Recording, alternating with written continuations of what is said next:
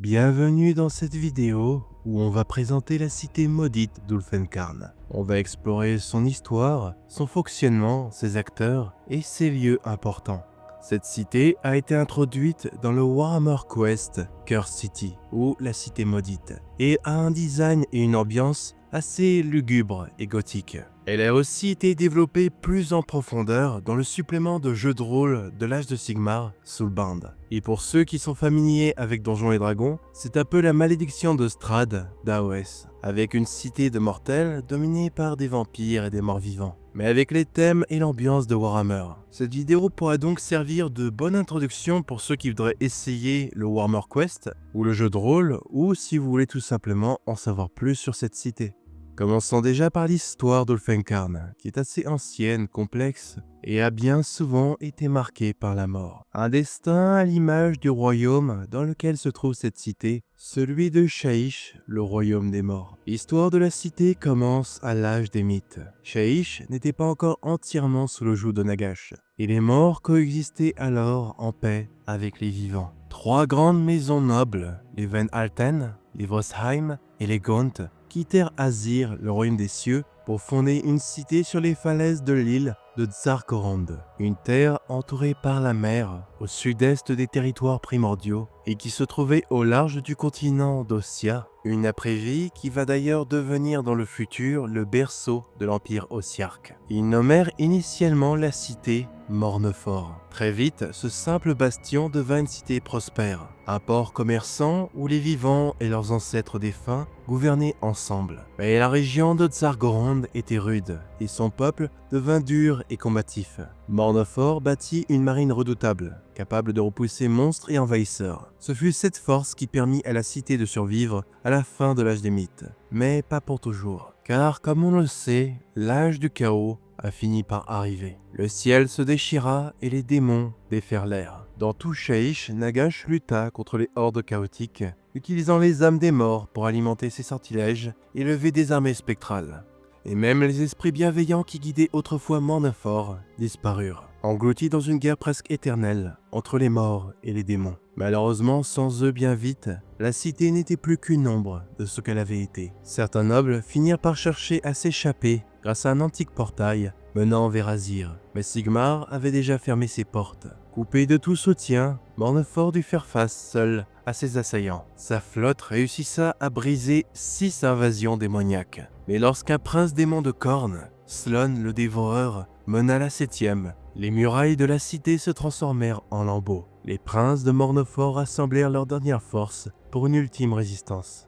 Alors que Mornefort agonisait sous le siège interminable du prince démon, le salut des habitants arriva des flots, mais pas celui qu'ils attendaient. Des voiles noirs apparurent à l'horizon, marqués du symbole d'une tête de loup. Tous crurent voir une nouvelle flotte du chaos, et lorsque les balistes des navires éventrèrent l'armada démoniaque, l'illusion s'effondra. Leur chef n'était autre que Radukar, le loup. Drapé de fourrure, les crocs ensanglantés, il menait ses mercenaires au gore dans une furie dévastatrice. Sur les plages de Tsargorand, il affronta le prince démon en duel. Et lorsque son épée perça son cœur, Radukar but à même la plaie bouillonnante. Il se présenta ensuite comme un sauveur et offrit au prince de la cité un choix cruel, s'allier à lui ou périr lorsque la prochaine tempête du chaos frappera. Bien sûr, ce n'était pas vraiment un choix. Le vampire réclama l'antique citadelle d'Ébène, un siège pour sa maison parmi le conseil des nobles de la ville, ainsi qu'un tribut de sang régulier. Les dirigeants de la cité décidèrent d'accepter. Pendant des siècles, la paix revint,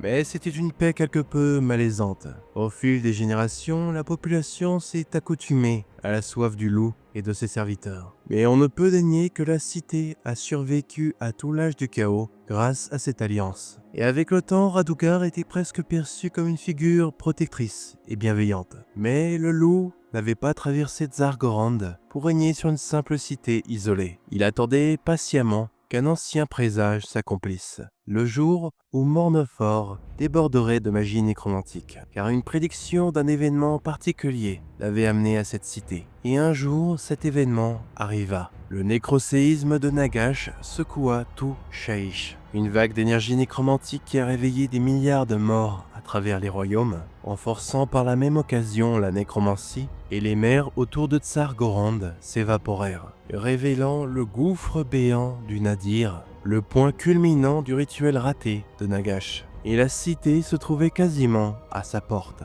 À ce moment-là, Radukar sentit sa puissance décuplée. Et cette nuit-là, il cessa de jouer au protecteur. Sa cour, assoiffée, dévora la population, noble comme roturier, mais des survivants ont été gardés comme garde-manger. Les ambitieux nobles qui voulaient encore garder un semblant de pouvoir réclamèrent le baiser de sang, rejoignant la dynastie vampirique de Radukar, les Virkos. Mornefor n'était plus. À la place s'éleva le festin du loup Ulfenkarn, la cité maudite. C'est là que les aventures du Warhammer Quest commencent, où un groupe faisant partie d'une résistance commence à combattre la tyrannie du loup. Les événements qui se passent ensuite après cette rébellion se passent dans le supplément de jeu de rôle de Ulfenkarn, où la cité se trouve déchirée par des combats internes entre différentes factions qui se disputent la domination de différentes parties de la cité. La vie pour les simples habitants n'est pas facile, surtout à cause de la dîme de sang. Chaque nuit, la population est contrainte de verser 10 onces de leur propre sang dans la fontaine de sang la plus proche qui sont disséminées à travers la ville. Cette quantité a été calculée par Radukar. Elle correspond exactement à ce que le corps humain peut générer en une journée. Le sang récolté circule ensuite dans des caniveaux et s'accumule dans un réservoir situé sous la citadelle d'Eben. La dîme est surveillée par l'Ulfengarn, des guerriers squelettes ayant appartenu à l'ancienne garde de Mornefor. Les habitants sont même encouragés à s'espionner et se dénoncer mutuellement, certains traînant leurs voisins récalcitrants jusqu'aux fontaines afin que le quota soit respecté et qu'aucune punition ne soit appliquée. Mais Radukar n'a pas mis seulement cela en place pour le sang. Cela maintient aussi la population oppressée et divisée. Survivre est le seul but pour la plupart des habitants. Les pauvres peuvent se trouver un emploi comme serviteurs de nobles ou dans les rares institutions encore actives. Certains artisans restent utiles car la ville tombe en ruine en permanence. Quelques usines et forges continuent de fonctionner, mais uniquement sous les ordres de la cour de Radukar. La criminalité offre une alternative, rejoindre un gang local, mais au risque de devenir le monstre qu'il fuyait. Toute organisation qui se formera indépendamment sera rapidement étouffée par l'Ulfengard. Le port est aussi malheureusement en désuétude. La pêche et la chasse à la baleine apportaient autrefois beaucoup de richesses à la cité. Mais l'apparition du Nadir a détruit ces industries, laissant de nombreux pêcheurs sans travail. Le reste des nobles, encore vivants, se contentent de flatter la cour du lot, manipulant les masses pour préserver leur statut, pris en étau entre les monstres et les habitants. Les cultes religieux et pratiques magiques survivent en secret. Le culte de la comète, certains adorateurs de la mort et même quelques fidèles du chaos doivent se cacher pour éviter l'ire de Radukar. Les aspirants sorciers ont peu d'options. Rejoindre le grand chambellan de Radukar, Torgilius, ou s'enseigner seul dans les bibliothèques en ruine, mais au risque de catastrophes magiques ou de tomber sous la coupe de ceux qui voudraient les utiliser. Les morts-vivants sont aussi nombreux dans la ville. Ils répètent mécaniquement des gestes de leur vie passée, incarnant les vestiges de la gloire perdue de Mornefor. L'Ulfengarn les laisse tranquilles, car leur présence renforce la peur des habitants. Ceux qui grandissent dans une telle cité apprennent très vite à survivre. Les ruines d'anciennes écoles et bibliothèques sont trop dangereuses pour un enseignement traditionnel. Pourtant, malgré la terreur et la misère, les Ulfenkarni trouvent encore du sens à transmettre du savoir à leur lignée. La cour du loup tolère cela, car sans les mortels pour verser la dîme de sang, Radukar n'aurait rien à exploiter ni à nourrir aux siens. Aussi, depuis l'instauration de la dîme, le sang est devenu la principale monnaie d'échange des Ulfenkarni. Les voisins troquent parfois un excédent quotidien de sang conservé à l'intérieur de sangsues. L'ancienne monnaie, faite d'os de baleines sculptées, circule encore dans certains quartiers, loin de l'œil vigilant de Radukar. Les rares gouttes d'Aqua Gyranis sont des trésors convoités, autant pour ses propriétés régénératives que pour leur valeur marchande. Au-delà de ça, aucun approvisionnement ne parvient jusqu'à la cité, et la plupart des ressources sont jalousement gardées par la cour du loup. Cependant, certaines richesses subsistent dans les environs de la ville, comme des pierres de royaume. Du sable sépulcral peuvent être extraits sur les rives et les falaises de l'île, et peuvent être échangés contre des vivres ou des objets rares au mystérieux pacte Mortalis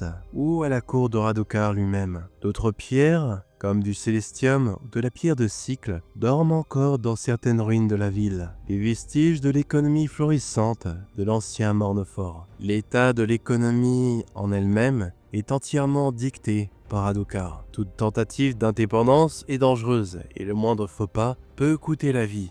Maintenant qu'on a parlé de l'histoire et du fonctionnement de la ville, on va parler plus en détail des différentes factions et acteurs qui contrôlent les différentes parties de la ville. En commençant tout d'abord par Adokar, le loup, le maître incontesté qui trône au sommet de la hiérarchie d'Ulfenkarn. On a un peu parlé de son histoire et de ses actes par rapport à la cité d'Ulfenkarn, mais on a moins parlé de lui-même et de ce qui lui est arrivé avant de devenir un vampire et d'arriver à Mornefort. Déjà au niveau de sa personnalité, on pourrait croire qu'avec son corps large et balafré, qu'il ne soit en majeure partie qu'une brute épaisse. Après tout, même les ogres, pourtant fiers et indomptables, ont reconnu en lui un chef. Mais Radokar n'est pas qu'un simple barbare en fourrure, il est aussi rusé et patient. Après tout, il a attendu des siècles avant de prendre le contrôle de Mornefort. Il a lentement pris le contrôle de la noblesse par les mots au lieu de la force. L'histoire de ses conquêtes a commencé bien avant sa deuxième vie. En tant que mortel, il régnait déjà par la terreur. À la tête de son navire, le Don de l'Empaleur,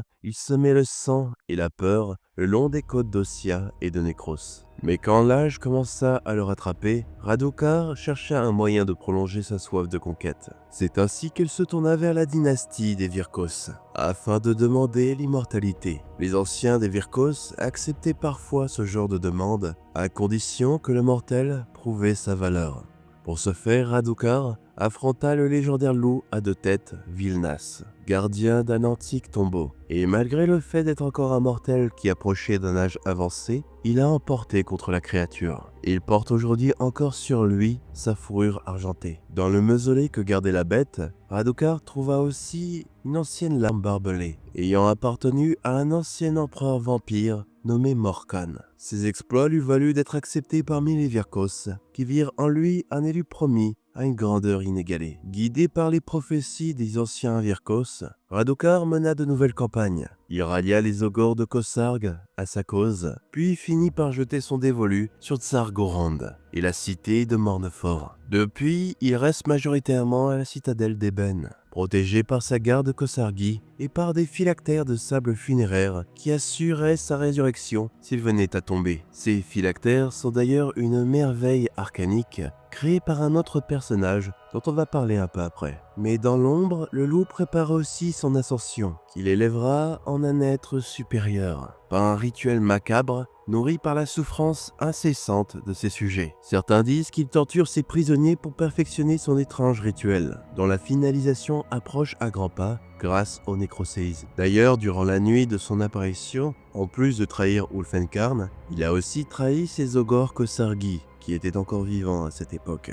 Sans aucune hésitation, il les a tous abattus, puis relevés comme des morts vivants, éternels esclaves de sa volonté. Depuis, leur corps pourrissant et leur chair verdâtre ne les ont pas affaiblis. Au contraire, la nécromancie qui les anime les a rendus encore plus redoutables. Ils n'ont plus ni libre arbitre, ni propre volonté, seulement une faim insatiable et l'obéissance totale à Radokar. Leur pas est lourd et leur allure lente mais inéluctable. Dans les rues d'Ulfenkarn, chacun sait que croiser un garde Kosargi équivaut à signer son arrêt de mort. Car si ces monstres sont envoyés à vos trousses, cela signifie une chose, vous avez attiré l'attention personnelle du loup. Maintenant parlons de l'un des serviteurs les plus redoutables de Radokar, Thorgellus, le chambellan, un ancien membre d'un ordre d'érudits nommé le Pacte Mortalis. Thorgellus a toujours été obsédé par les secrets de la mort, mais l'avidité de l'immortalité le transforma en traître. Il vola les recherches de son ordre et s'allia à Radokar, devenant le plus fidèle lieutenant de la cour du loup. Courbé, les dents écartées, toujours accompagné de corbeaux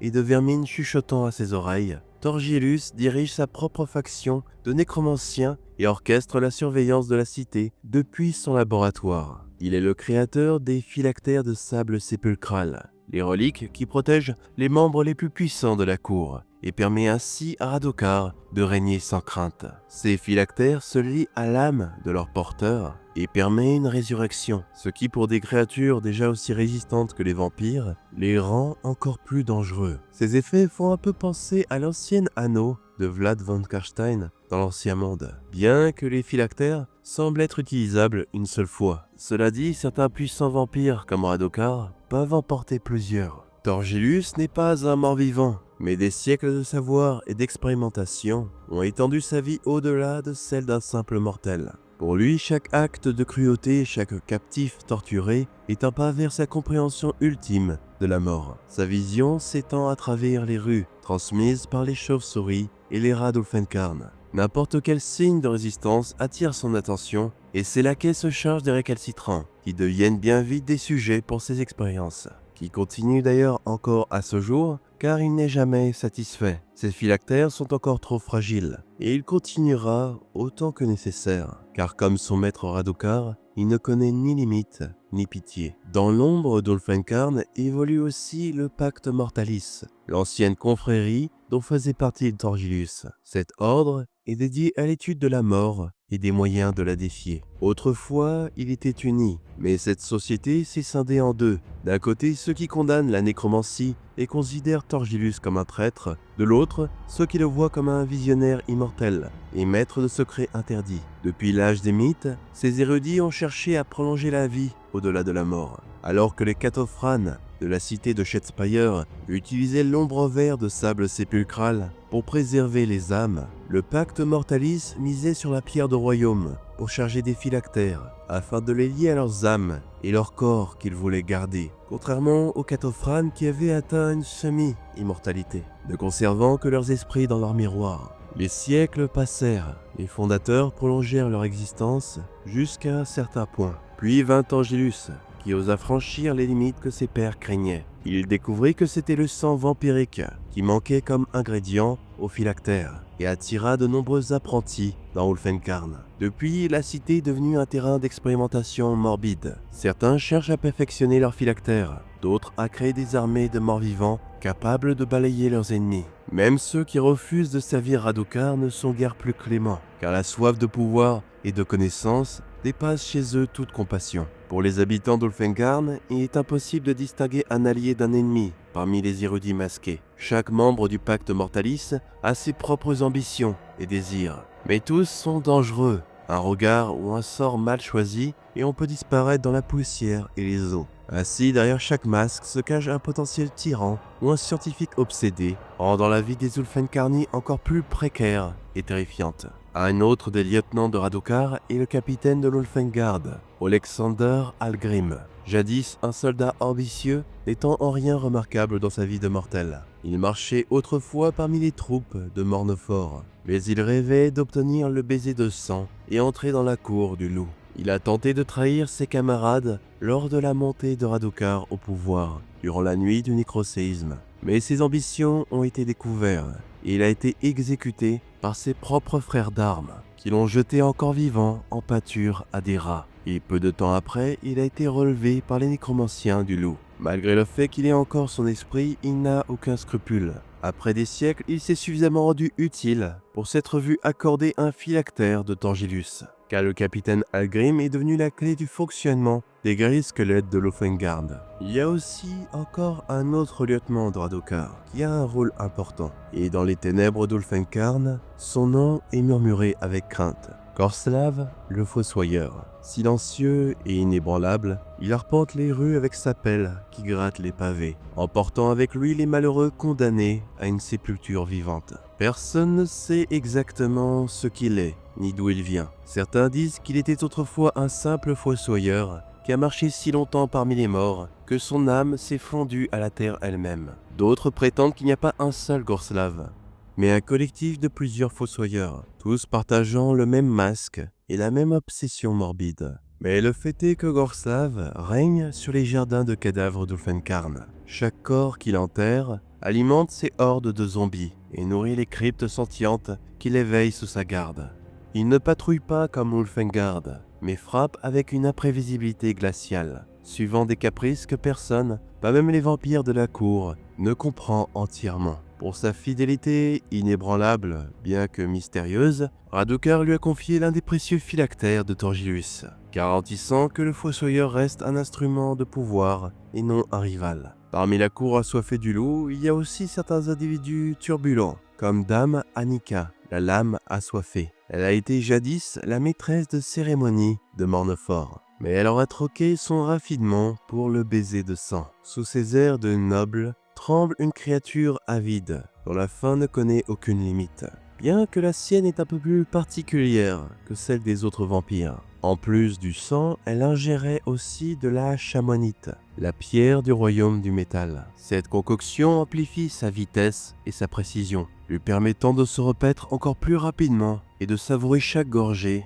avec une acuité surnaturelle. Mais cela semble aussi accélérer son métabolisme et la femme encore plus vite. Sa fidélité à Radukar est pragmatique et ses véritables ambitions restent secrètes. Parmi les autres membres singuliers de la cour, il y a aussi Carmilla du sang, l'une des seules à ne pas venir de la lignée des Virkos. Au lieu de cela, elle possède des liens avec deux porteurs antiques de la malédiction des Ruinham, Manfred von Karstein, le mortarque de la nuit, et Neferata, la mortarque du sang. Elle incarne ainsi une image plus traditionnelle de l'aristocratie de la nuit. Elle a le rôle d'ambassadrice de Manfred auprès de Radukar. Officiellement, sa tâche est de maintenir de bonnes relations entre les deux seigneurs vampires, mais ses propres plans et intrigues l'accompagnent toujours. Surprenamment, sa jeunesse s'est écoulée à Noulamia, la luxueuse cité-palais de Neferata. C'est là qu'elle a reçu le baiser de sang à la base. Mais Carmilla ne réussit pas à prospérer dans cette cour d'intrigue, et elle a fini par devoir fuir en disgrâce,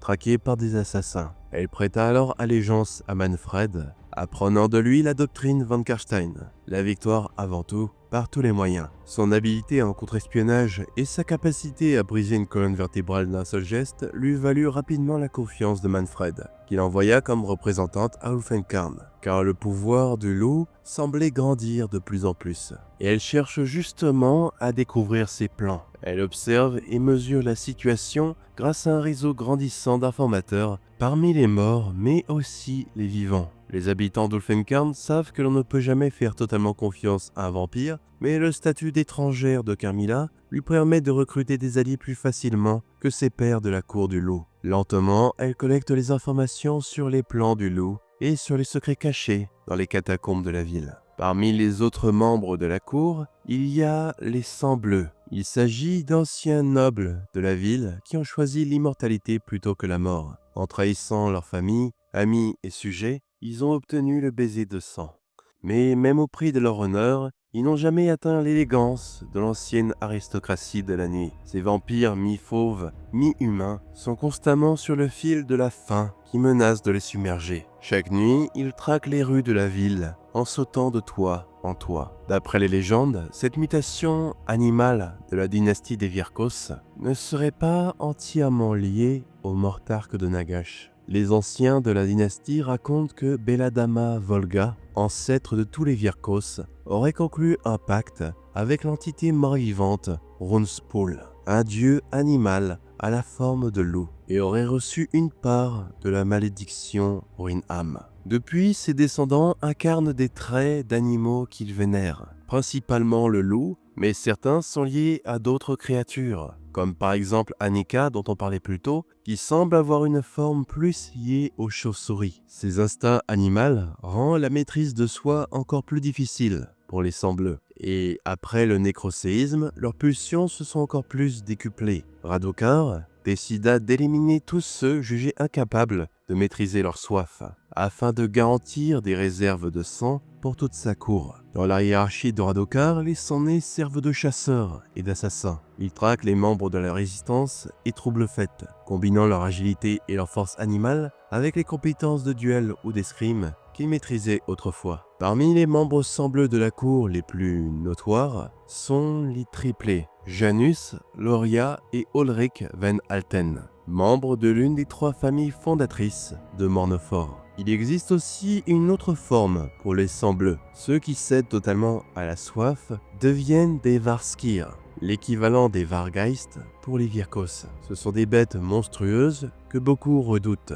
Enfin, il y a encore un vampire singulier à la cité maudite. Kritsa, le prince rat. Malgré son titre noble, c'est un paria exilé aux confins d'Ulfenkarn. Bien qu'il ait du sang des Virkos, il incarne davantage la vermine que le loup. Ironiquement, sa nature sournoise s'était réveillée déjà avant sa transformation. Ambitieux mais isolé, Kritsa avait rejoint la cour dans l'espoir de trahir Radokar pour vendre des informations aux futurs libérateurs de la ville. Peut-être les éternels de l'orage, pensait-il. Mais ses machinations furent découvertes, et il a été presque tué par Radokar et ses vampires. Blessé et acculé, il s'est caché dans une charrette de cadavres remplie de rats. Mais ce qu'il ne savait pas, c'est qu'il avait reçu le baiser de sang par accident. Et le sang de la vermine s'est mélangé au sien, faisant de lui une variation singulière de la malédiction des Virkos. Cette condition unique lui permet de se dissoudre en nuée de rats, un talent qu'il emploie souvent pour échapper à ses ennemis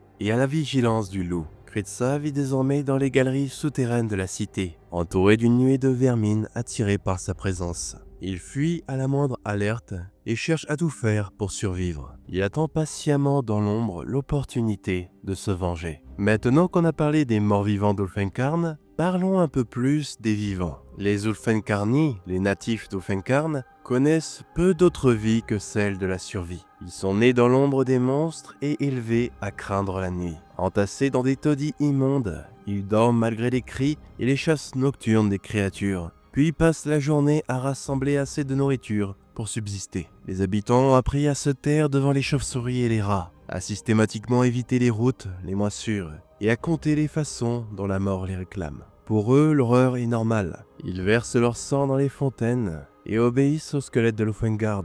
Leur raison de se rebeller est rare. Et même à l'inverse, nombre d'entre eux décident de trahir leur cité. Car Radokar n'a pas conquis Ulfenkarn seul. Nombre de mortels ont servi de marionnettes, soit en dénonçant les résistants ou en espionnant les sanctuaires. En retour, ils reçoivent des pouvoirs symboliques, ou encore un lit et un repas régulier, des richesses plus rares qu'on ne croit dans la cité. Certains cherchent à devenir des monstres eux-mêmes, espérant obtenir le baiser de sang ou encore les phylactères secrets du pacte Mortalis, tandis que d'autres agissent par simple désir de survie. Certains tentent de réparer leurs torts depuis l'intérieur, en s'infiltrant parmi leurs ennemis, mais la plupart finissent par payer cher leur trahison. Il y a cependant quelques rares résistants qui combattent encore pour la ville. Tous n'ont pas cependant les mêmes motivations. Certains sont nés à Ulfenkarn, d'autres sont arrivés récemment. Ils partagent un ennemi commun et ont peu d'alliés. Ils sont organisés en gangs criminels. Bien que désorganisés, la résistance se base sur la connaissance des rues,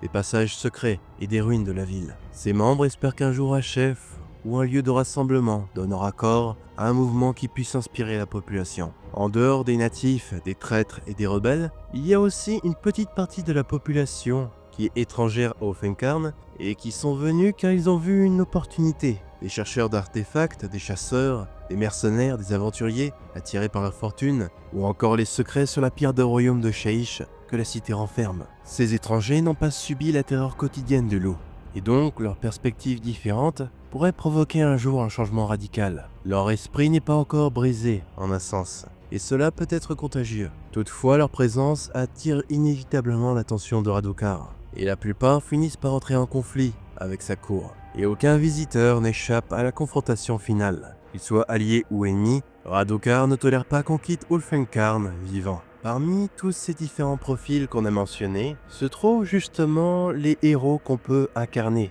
dans le Warhammer Quest ou dans le jeu de rôle. Déjà, il y a des elfes exilés, des Kionossi de l'Engala, originaires de Giran, le royaume de la vie, plus précisément dans la région du renouveau éternel. Ce sont des chasseurs d'exception connus pour leur démarche discrète et leur tir précis. Fidèles protecteurs de la nature, ils sont prêts à purger tout intrus de leur sanctuaire forestier. La raison de leur présence à Ulfenkarn est due à Radokar, qui, avant d'arriver à l'île de Tsarkorond, a fait marcher son armée dans leur bois. Même l'art de la guerre des Kionossi n'a pas pu résister à la force implacable des ogres et du loup. Les aînés du clan ordonnèrent la retraite, interdisant quiconque de rester pour combattre un ennemi voué à la victoire. Cependant, certains désobéirent et jurèrent vengeance envers le loup, et le traquèrent jusqu'à Mornofor, ce qui leur a valu d'être exilés de leur clan. Ensuite, il existe aussi des missionnaires du dieu roi, du culte de la comète. À Ulfenkarn, cette petite enclave religieuse n'a jamais réussi à attirer l'attention du peuple, à cause de ses doctrines et nombreux interdits très stricts. Certains d'entre eux sont des voyants, et peu avant l'arrivée du nécroséisme, certains d'entre eux ont commencé à annoncer qu'une grande vague apocalyptique allait déferler sur les royaumes, et leurs voix se perdirent dans l'indifférence, jusqu'à ce que la catastrophe éclate, prouvant la véracité de leurs prophéties. Désormais, les membres de ce culte sont traqués et éliminés dès que leurs prophéties ne coïncident pas avec la politique de la cour. Pourtant, ils refusent de se taire. Ces oracles continuent d'observer les astres et commencent déjà à entrevoir un autre désastre imminent pour la cité maudite. Ayant appris de leurs erreurs passées, ils ont commencé à ne plus se contenter de prêcher dans la rue. Ils mobilisent les énergies célestes de Sigmar pour défier les morts-vivants. Les exilés et les marginaux sont les premiers à se joindre à eux, bien que leur message semble morbide et pessimiste. Pour l'instant, ils restent à l'affût, cherchant à délier les fils du destin. Parmi les autres potentiels héros d'Ulfenkarn se trouvent aussi certains officiers et anciens soldats qui ont survécu à la nuit du nécroséisme, la plupart soit en se cachant ou en fuyant. Ces anciens vétérans n'ont plus de frères d'armes ou de troupes à commander.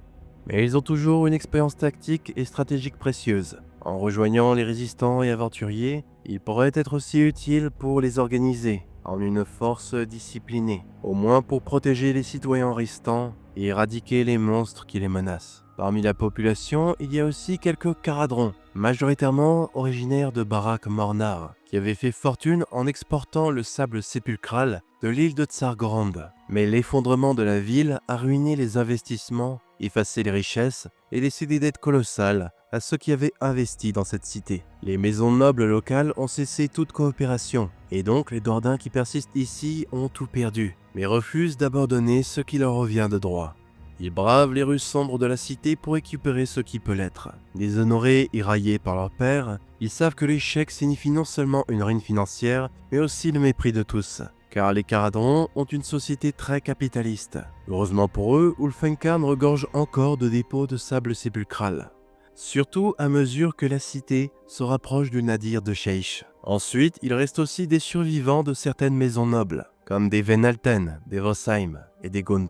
La majorité des nobles de ces maisons ont été vidés ou transformés, mais certains ont conservé leur humanité et se cachent parmi le peuple, armés de leur mémoire des jours meilleurs et de leurs héritages familiaux. Ces nobles ont été formés au duel et à la diplomatie. Ils possèdent donc certains outils pour la résistance qui pourraient permettre de défier l'usurpateur. Mais ils doivent composer avec des alliés limités et la méfiance générale, car beaucoup de citoyens en veulent aux maisons nobles pour la chute de la cité. L'ancienne présence de la garde Gosargi a aussi fini par attirer d'autres Ogors, notamment des mercenaires qui suivent les guerres comme des chasseurs traquant leurs proies. La plupart étaient initialement employés par Adokar, mais suite à sa trahison quand il a transformé la garde Gosargi, même les plus voraces ont compris qu'il servait un mauvais maître. Certains de ces ogres mercenaires survivants pourraient faire des alliés de choix pour la rébellion, à condition bien sûr d'avoir assez de nourriture pour se payer leurs services. Parmi les autres individus singuliers, il y a aussi les érudits du pacte Mortalis, dont on avait parlé plus tôt.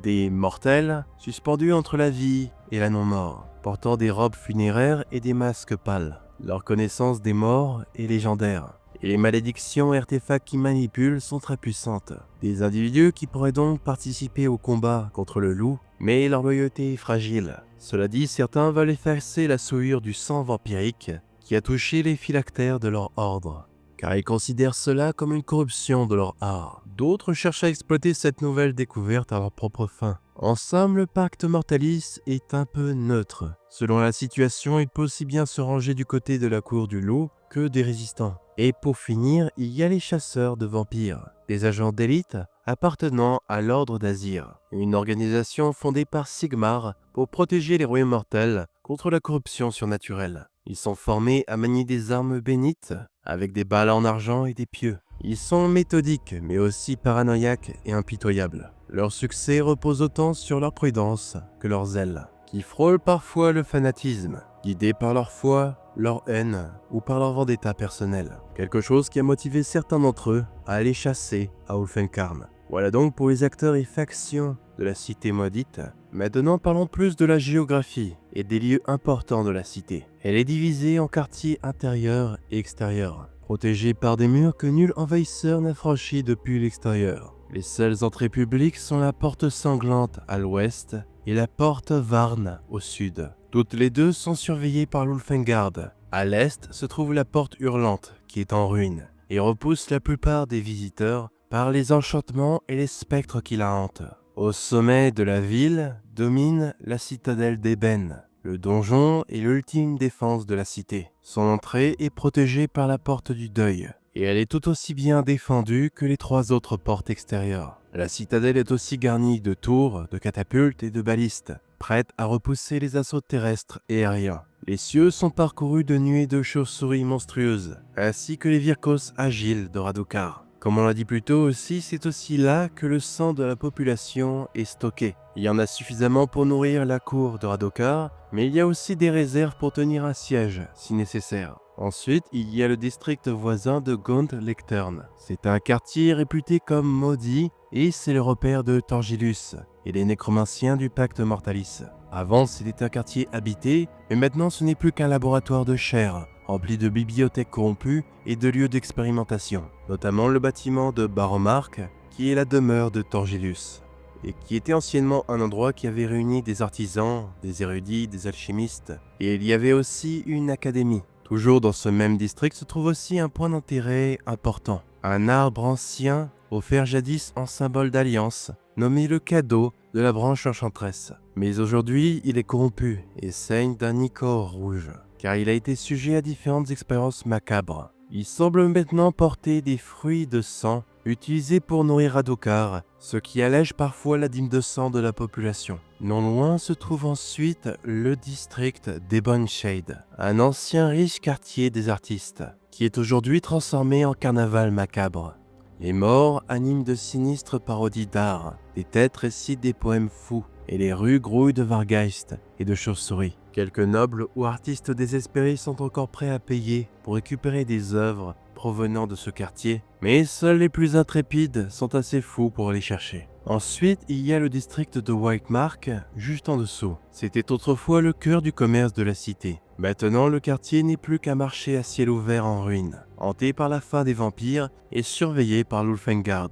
Le troc se fait désormais en sang ou en os de baleine, souvent caché dans les passages souterrains pour échapper aux patrouilles. L'un des points d'intérêt majeurs est Barrow Hill, où se trouvaient des anciens halls de guildes d'artisans. Mais aujourd'hui, ils sont semblables à des mausolées. Cependant, certains artisans s'y trouvent encore. Le plus actif de ces halls est la guilde des bouchers, dont les services sont très importants pour transformer les cadavres en marchandises macabres, en vendant du sang et des os pour survivre. Un autre point d'intérêt de ce district est le port aérien des Venhalten. Cet endroit était jadis une immense source de prospérité grâce au Caradon. Ces docks sont désormais envahis de navires brisés et rouillés par l'éther or. Elle a été reconvertie en forteresse par l'Ulfengard car elle permet de dominer la ville et elle a des balistes et catapultes afin d'interdire toute approche aérienne. Ensuite, il y a le district d'à côté, les Voies Noires. C'est là où sont la plupart des mortels de la ville. C'est un quartier surpeuplé et misérable, un enfer de pauvreté et de peur.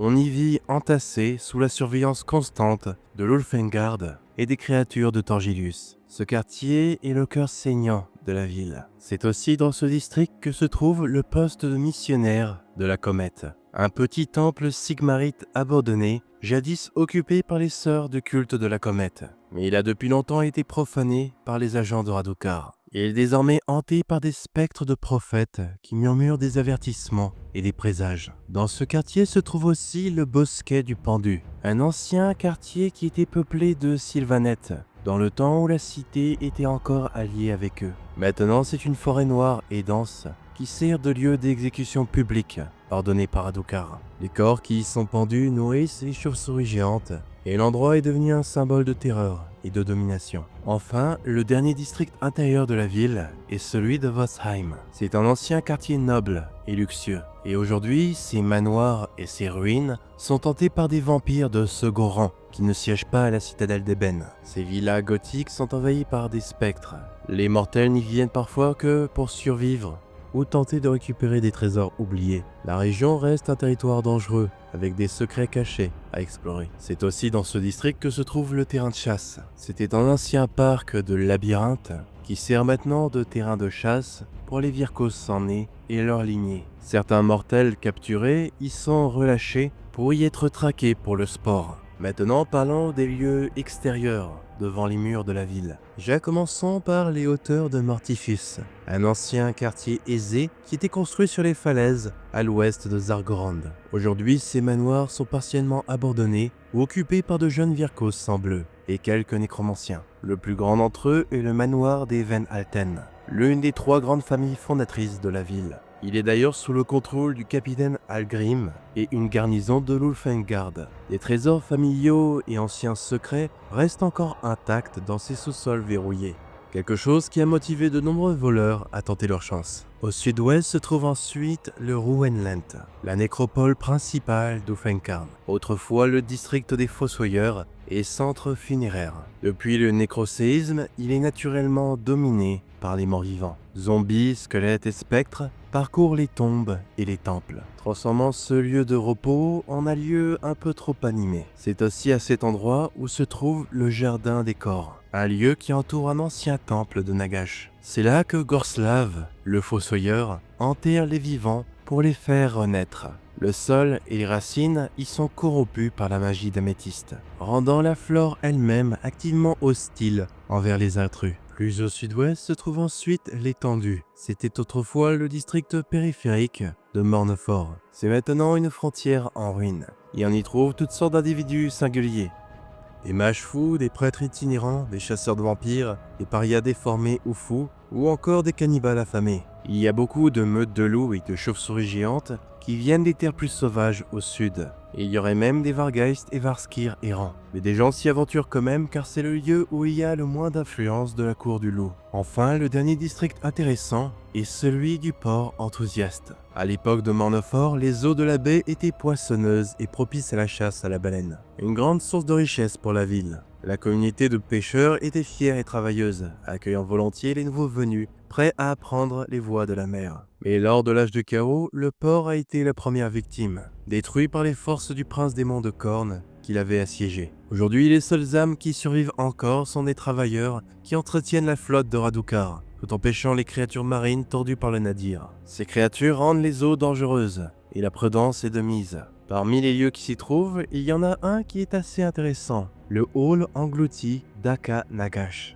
Un autre temple du grand nécromancien voué à un autre de ses aspects. Aka Nagash est révéré comme le dieu des profondeurs et des noyés. Le temple qui se trouve dans le port se fait appeler le hall coulé, et il est presque entièrement construit à partir d'os de baleines sanctifiés. La bouche géante de baleine qui marche l'entrée est maintenant effondrée et à moitié submergée. Les fidèles d'Aka Nagash sont maintenant peu nombreux à la cité, mais la prêtresse Lila des noyés continue de vénérer ce dieu et soutient ouvertement Radukar, le considérant comme un instrument de punition divine. Selon elle, seuls ceux qui suivent Aka Nagash sont épargnés, même si la majorité de ses adeptes disparaissent, dévorés par des créatures nocturnes ou arrêtés par l'Ulfengard.